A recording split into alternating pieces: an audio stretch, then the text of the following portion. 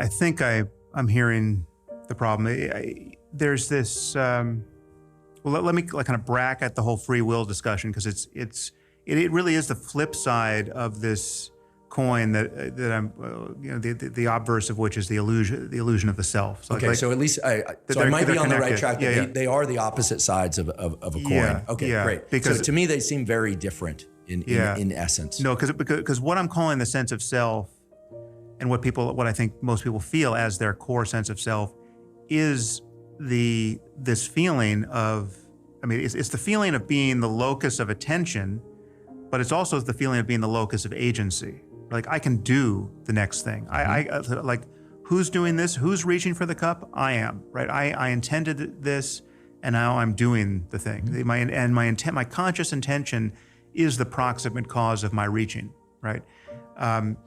So I'm the author of my thoughts and actions, essentially, and my specific uses of attention, right? So I can pay attention to the breath. I get lost in thought. I come back to the breath, but on some level, the thoughts themselves are more of my doing something with almost authorial intent, right? Like, I'm thinking, like, what the hell is this guy talking about? Who's thinking these thoughts? I am, right? Like, that's the person who really doesn't get what I'm saying is thinking something like that, right? It's like, what the fuck is this guy talking about? I know I'm here. I'm a self. I'm a body. I'm a mind. I can reach for things. That these intentional actions are different from things that happen to me, right? A voluntary action is different from an involuntary one. So having a tremor is different from consciously deciding to pick up a glass, right? So obviously, everything I'm saying about meditation and the self and free will, in order to be a sane picture of a human mind and of reality, has to conserve the data of experience such that, yes, I can acknowledge the difference between a tremor and a deliberative, voluntary motor action. And the things you do volitionally are different, not just psychologically and behaviorally, but they just have different implications for, like, in a court of law. You accidentally hit someone with your car, or you did it on purpose. That's still a distinction that matters, right? Importantly, it tells us a lot about the global properties of your mind, such that we have a sense of what you're likely to do in the future. If you're someone who likes running over people with your car, you're a psychopath who we need to worry about. If you're someone who did it by accident, well then, you may be culpable for the level of negligence that allow that to happen, but you're a very different person, and we treat you differently, and we're wise to. So anyway, let's bracket all of that. There's some fundamental, there's some false assumptions about the underlying logic of this process, which I think it's worth addressing. And there's a kind of found object in the news that I talk about at one point. I forget where it is in the Waking Up app, but there's a story that I stumbled on the internet. I think it's about 12 or 13 years old, of a tourist bus in, I think it was Norway. It was somewhere in Northern Europe. And it had about 30 people on it. And one person was described as an Asian woman. And they went to a rest stop, and everyone got off the bus. And they, shopped and had lunch. And this Asian woman changed her clothing for whatever reason. And they all got back on the bus. I think the relevance of it being an Asian woman is that, there were language barriers that explained what later happened. So everyone gets back on the bus. The Asian woman has changed her clothing, and the bus is about to leave. But then someone notices, hey, there was an Asian woman who got off the bus who hasn't come back yet, and they tell the driver this, and this poses a problem. So now everyone's waiting for this person to return. But in fact, everyone was on the bus. That this woman had just changed her clothing and was not recognized by her fellow travelers. So everyone gets concerned as this tourist doesn't, show up, and they start looking for her, right? And they can't find her. And so a search party is formed. And the Asian woman, because of whatever language barrier, heard that there was a missing tourist. So she joins the search party, which in fact is looking for her, right? And this goes on into the night, and they're readying helicopters for a dawn patrol to find the missing tourist. Now, at some point along the way, I think it was at like 3 a.m, this tourist realizes that she is the object of this search, right? And obviously, the whole thing unravels. She confesses that she changed her clothes, and the problem is solved. But the problem is not solved by the logic that the seekers expected, right? So it's not true to say that the missing tourist was found in the way that was expected, right? Because the missing tourist was never lost. The missing tourist was part of the search party, right? And so when you think about it from her point of view, like what happened, she's part of the search party. She's looking for the missing tourist, not knowing that she in fact is the missing tourist. So what happens at the moment she realizes that everyone's looking for her, right? Like what is the search isn't consummated in the way that is implied by the logic of everyone's use of attention, and yet the problem evaporates. And there's something deeply analogous about the structure of that and the meditative journey. Precisely in again, not talking about all the changes and the possible changes in the contents of consciousness that could be good, which again, they come along for the ride anyway when you do the thing I'm talking about.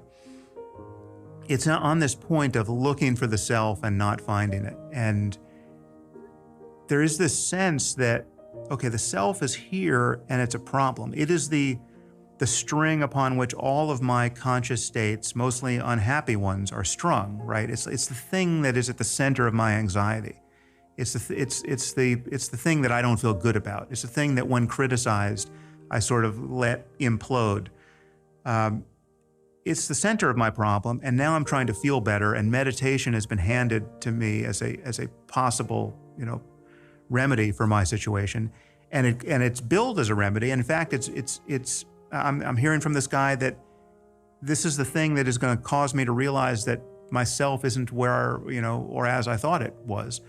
So now I'm going to look, right? And so again, the sense is I start out far away from the goal here. I start out with a problem. I'm now meditating on the evidence of my unenlightenment, right? I can feel my problem. I feel that I'm distracted and distractible, and I feel as this sort of cramp at the center of my life that it's me, and I'm not as happy as I want to be. I'm not as confident as I want to be. I'm more distractible than I want to be, and now I'm paying attention to the breath, right? This is what the search party feels like. This is what the confused tourist feels like in her own search party, and she's looking for the missing person, and so the angle of the inclination of all of this is, and the logic of it is all wrong, understandably so, given how we all get into this situation. But, it's useful to continually try to undercut it and recognize that the thing that's being looked for is actually right on the surface, which is, there is no one looking. There is no place from which if you're paying attention to the breath or to sounds or noticing the next thought arise, this sense that you are over here doing that thing is actually what it's like to be thinking and not knowing that you're thinking. There's an undercurrent of thought that's going uninspected in that moment.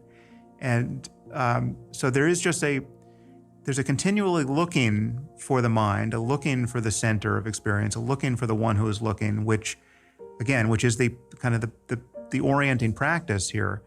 And there's a lot more I say about this, obviously, over at Waking Up, but it's the experiment you have to perform in order to get ready to recognize that the search party, was formed in error, essentially, and the problem that you're trying to solve with this practice does evaporate in a similar way, which is like you don't actually get there in the way that you're hoping for, right? It's like you drop out the bottom of this thing in an unexpected way. It's not. There's actually another kind of a similar parable or anecdote that I don't remember if it's Zen or Sufi, or I'm sure it's been reappropriated in many different ways, or by many different traditions.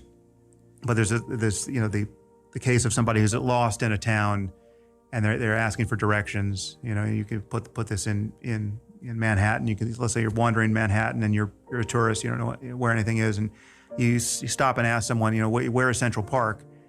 And the person thinks for a second. And they says, "Oh yeah, unfortunately you can't get to Central Park from here." Right? Now that is a very strange. You think about that for a second, you realize, okay, that's an absurd claim. There is no place that you can't get to from the place you're starting, on Earth, right? It's a failure to describe the physical relationships between anything in the world. Yeah, that's just not the world we live in, right? So, but it's a funny thing. But on some level, that is true of meditation. It's like you can't get there from here. Like the sense of you as subject isn't brought along to this thing you're looking for, right? It's almost like you're making a fist and you're trying to get to an open hand. The fist doesn't get to take that journey as a fist, right? The fist doesn't go along for the ride. The fist comes apart, right? And on some level, our subjectivity is a kind of an attentional fist. It is a contraction of energy. Again, it's so much bound up in thought for most of us most of the time that is, when properly inspected, there's just this evaporation of the starting point. But there's not this fulfillment of, I'm going to get this fist is going to if life gets good enough, if I get concentrated enough, focused enough, if I austere enough, if I renounce enough, if I desire less, if I enough with enough good intentions, this fist is going to move into some sort of sublime condition, right? That's not the logic of the